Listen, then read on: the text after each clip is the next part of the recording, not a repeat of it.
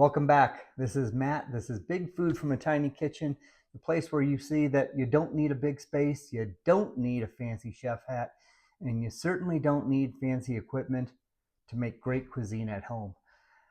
I want to do something different today. You'll see I'm not wearing my fancy aprons. I want to just show you what I need to use in the kitchen every single day. This is how I stock my kitchen. Let's get into it. If there's one tool that you're going to upgrade, make it this. It's an 8-inch chef's knife. This one is incredible shape. It's heavier, it's solid, and it's straight. It is sharp.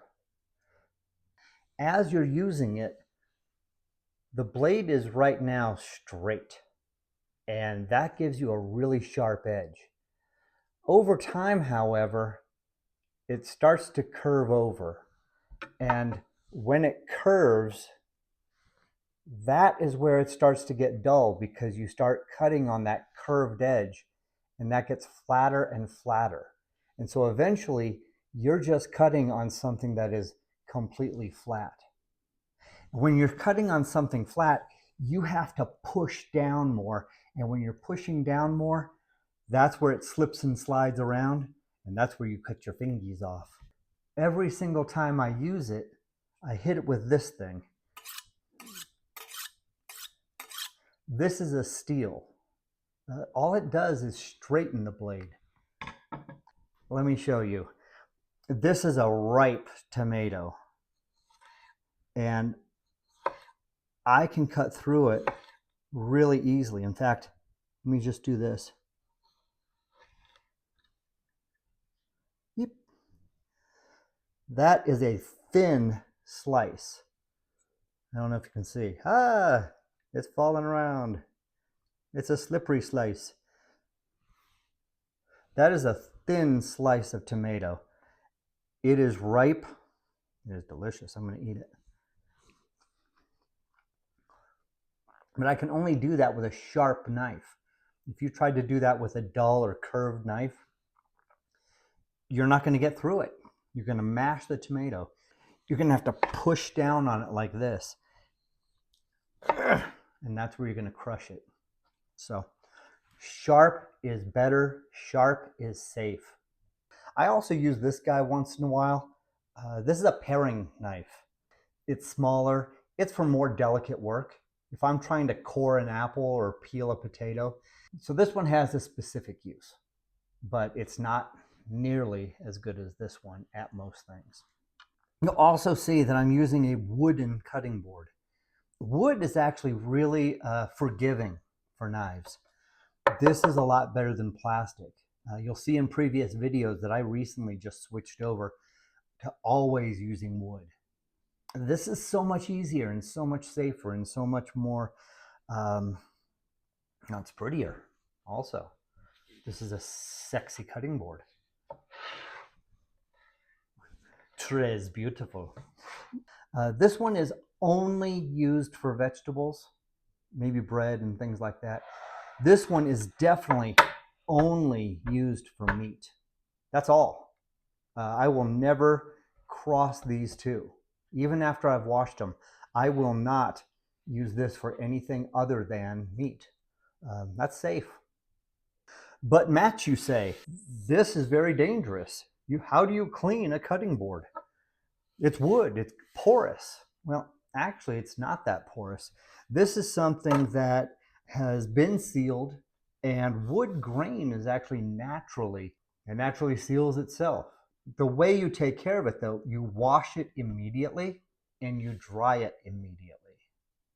Once in a while, you also disinfect it with a 1-part vinegar to 3-part water solution and just rub that down. You also coat it with a food-safe mineral oil. Rub that down, and that really seals in that wood grain. This one's due. This one's due for that, so I'm going to hit that probably this weekend. I also love this one because it has this moat around it. That catches any additional drips that it might have. It catches. It doesn't run onto my counter. That's naturally protective. You'll see that I've also gotten away from paper towels recently. Environment. Who knew? I use old cotton towels.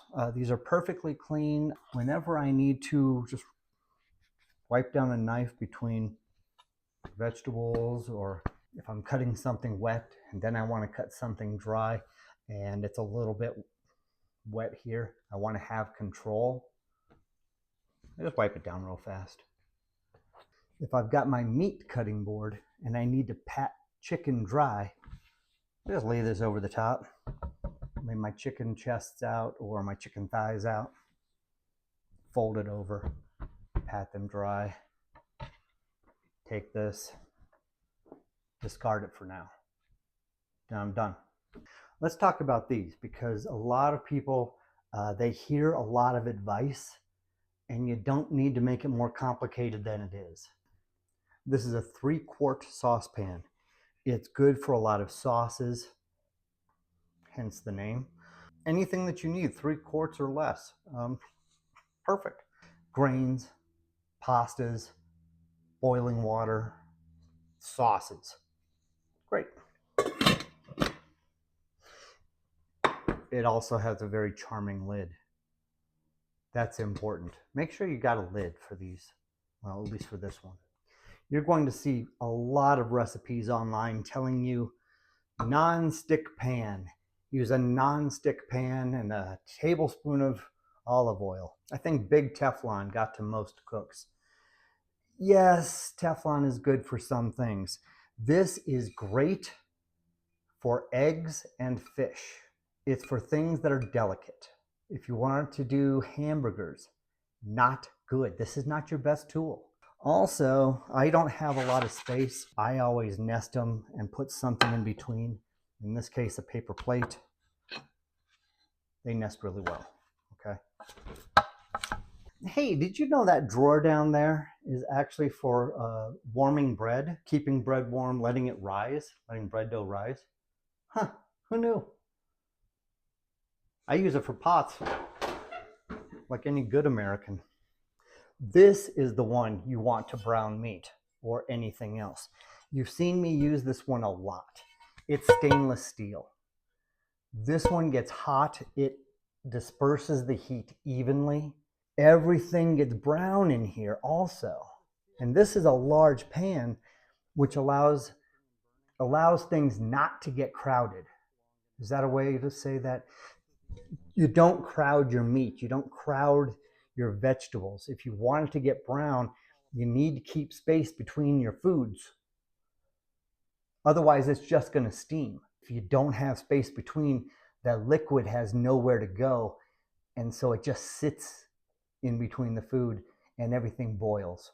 And that's not what you want. You want it to brown. So this is big enough to allow all the liquid to vaporize and escape.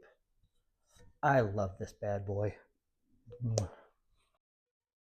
This is it's a great soup pot. It's a great stock pot. This is also the one I most often use for pasta. So let me show you here.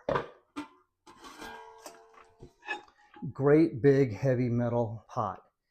It heats water quickly. It's got a heavy base to it. When you've got water boiling, this sits inside and doesn't let the pasta, doesn't let the chicken or whatever you're boiling in there or simmering, doesn't let that rest at the bottom. So it doesn't come in contact with the hot metal. It sits above and just circulates in the water.